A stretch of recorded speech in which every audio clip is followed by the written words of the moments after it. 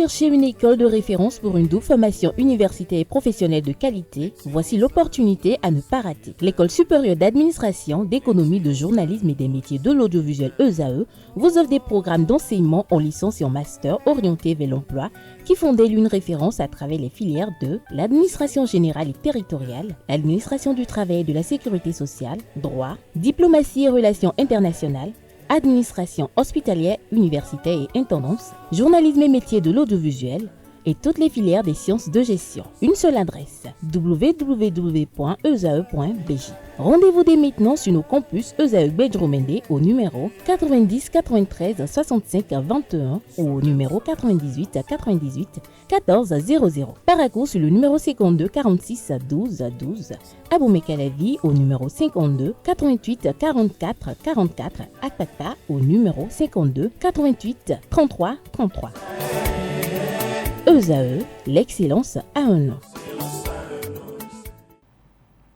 Chers amis internautes, bonjour. Le quotidien béninois d'information générale et d'analyse, L'Informateur, ce matin, manchette nous présente dossier complot contre la sûreté de l'État. L'instruction a démarré à la Cour de répression des infractions économiques et du terrorisme Criette. L'Informateur informe que les personnes citées dans le dossier complot contre la sûreté de l'État, blanchiment de capitaux et corruption d'agents publics passent à nouveau devant la Criette. Cette fois-ci, c'est la chambre d'instruction de la Cour qui les reçoit dans le but de faire la lumière sur cette nébuleuse. De sources concordantes, le colonel Dieudonné Thévo-Edjret aurait été à cet effet à nouveau écouté. On lit également à la une de la parution de ce jeudi de l'Informateur en réponse aux observations de la Confédération africaine de football CAF, la pelouse du stade de l'Amitié Général Mathieu Kérékou de Cotonou bientôt réfectionnée. France, intégralité des propos de l'avocat de Kémy Séba à retrouver en page 9. Cour de justice de la CEDEAO, le juge Ricardo Gonçalves a pris service. On lit à l'oreille droite, journal École, agence judiciaire du Trésor. Sont 10 personnes invitées pour des urgences. Une invite ainsi à découvrir dans les colonnes de sa parution les productions journalistiques des étudiants en formation sur les différents campus de l'ESAE, l'école supérieure d'administration, d'économie, de journalisme et des métiers de l'audiovisuel qui a ses campus dans les villes de Cotonou, d'Abomey-Calavi et de Paracourt.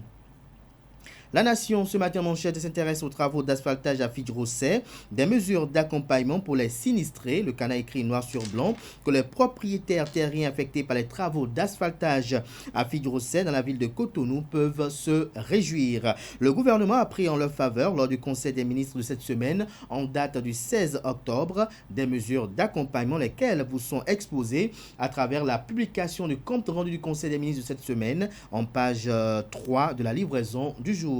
On peut lire également à la une de la Nation de ce matin, infrastructure sportive, la mise aux normes du stade de l'Amitié Général Mathieu Kérékou de Cotonou enclenchée. Une satire est mise à la une pour illustrer le titre. On aperçoit sur la dite satire deux personnes assises dans un canapé en train de suivre un match de foot. Vous avez l'un qui dit...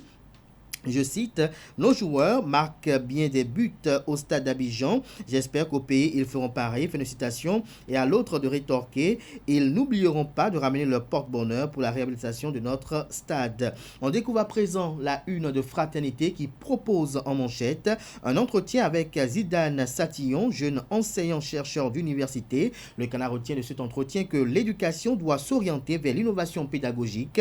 Retrouvez la transcription intégrale de cet entretien exclusif aux pages 6 et 7. Autorisation de réhabilitation du stade de l'Amitié Général Mathieu Kérékou de Cotonou. Au-delà d'une décision, les nombreux avantages vous sont exposés à la page 5. Le matinal à présent, décision du Conseil des ministres. Le stade de l'Amitié va être relooké aux normes de la CAF.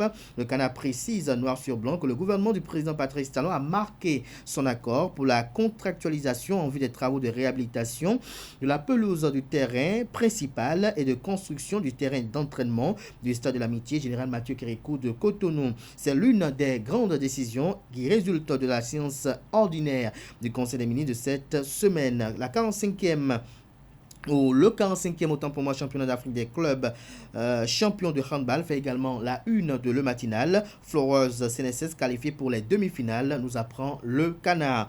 Matin libre dans la même veine, titre en manchette, handball 45e championnat d'Afrique des clubs champion Maroc 2024. Historique, s'exclame le Canard. Flowers CNSS en demi-finale. On peut lire également à la une de Matin libre de ce matin, notamment à l'oreille droite, Nigeria, au moins 140 morts dans l'explosion d'un camion citerne. Assainissement et pavage de Sekandi Tchonvi Ekpe, bientôt 3 ans que les travaux piétinent, ouvriers impayés, riverains souffrants, rapporte Matin libre. Le Béninois libéré ce matin à sa une, réalisation d'infrastructures sportives modernes et accessibles à Cotonou. Lionel Talon et Salif Ouedraogo offrent de terrains multisports aux jeunes. Le premier quotidien économique du Bénin, quant à lui, s'intéresse à l'élection à la Banque africaine de développement, les chances des 5 candidats à la présidence de la BAD, le portrait robot du prochain président. Vous avez en illustration de ce titre, les photos des 5 compétiteurs. Au nombre des 5 compétiteurs, on aperçoit le ministre d'État en charge de l'économie et des finances et chargé de la coopération du Bénin, Romuald Wadani. On peut lire également à la une de l'économiste de ce matin, conjoncture pour la zone UEMOA, une dynamique économique contrastée au deuxième trimestre. Le Figaro national, quant à lui, nomination d'un Béninois au poste de directeur de la BAD. Quelles sont les chances de Romuald Wadani, s'interroge le confrère. Le confrère de la Guérite, quant à lui, parle de la présidentielle de 2026. La candidature de Joseph Djagbenou se précise. Que cache le confrère à travers ce titre en manchette? L'élément de réponse à la page 3 de sa livraison. Audience avec la vice-présidente de la République. Jacques Migan, haut-commissaire à la prévention de la corruption, présente son projet de prévention de la corruption. Le décryptage info à présent. Commerce sous-régional, malgré la fermeture des frontières, le Niger, troisième fournisseur du Bénin en 2023. L'emblème du jour, quant à lui, formation des membres des sous-sections de l'Union progressiste Le Renouveau. Les honorables Orden Aladati et Brice Tiaou, déterminés dans la 16e circonscription électorale. Nommé ambassadeur extraordinaire et plénipotentiaire du Bénin en Azerbaïdjan, André Okunlola Biaou, chez le président azerbaïdjanais. On découvre à présent l'autre quotidien qui parle de la candidature à la présidentielle de 2026. Un nouvel ordre semble pouvoir s'imposer, fait observer le Canard à travers son article publié en page 5.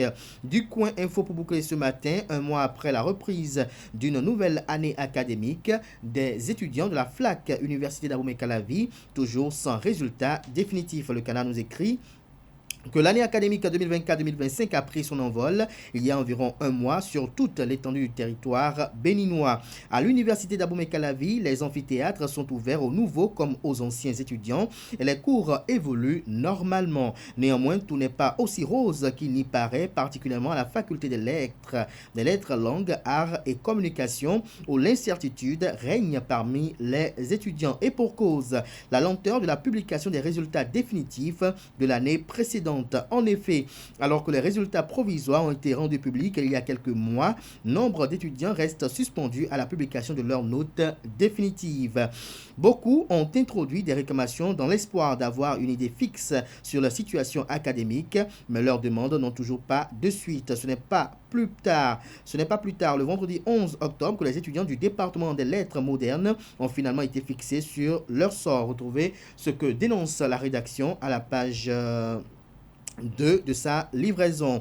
Révision du pacte mondial migratoire, un acte nécessaire pour une migration plus sûre, titre du coin info ce matin. Il fait observer que l'humanité a toujours été en mouvement, que ce soit pour des raisons économiques, familiales, d'études, échapper à des conflits ou des violations des droits de l'homme ou encore en réaction au changement climatique. C'est dans cette optique que les membres du pacte mondial de la migration se sont réunis à Addis Abeba avec des représentants de la Commission économique des Nations Unies pour l'Afrique, de l'Organisation internationale pour les migrations, des gouvernements africains et de la société civile. L'objectif de cette réunion était de promouvoir la libre circulation et le partage d'informations aux frontières dans l'intérêt de tous. Retrouvez l'article dans son intégralité en page 4. Pour vol d'$1 million au Nigeria, un cuisinier béninois comparé à la Cour de répression des infractions économiques et du terrorisme Criette. Des précisions à retrouver en page 10. Ce sera tout pour la présentation de quelques titres parus ce jour dans la presse locale. Merci de votre attention.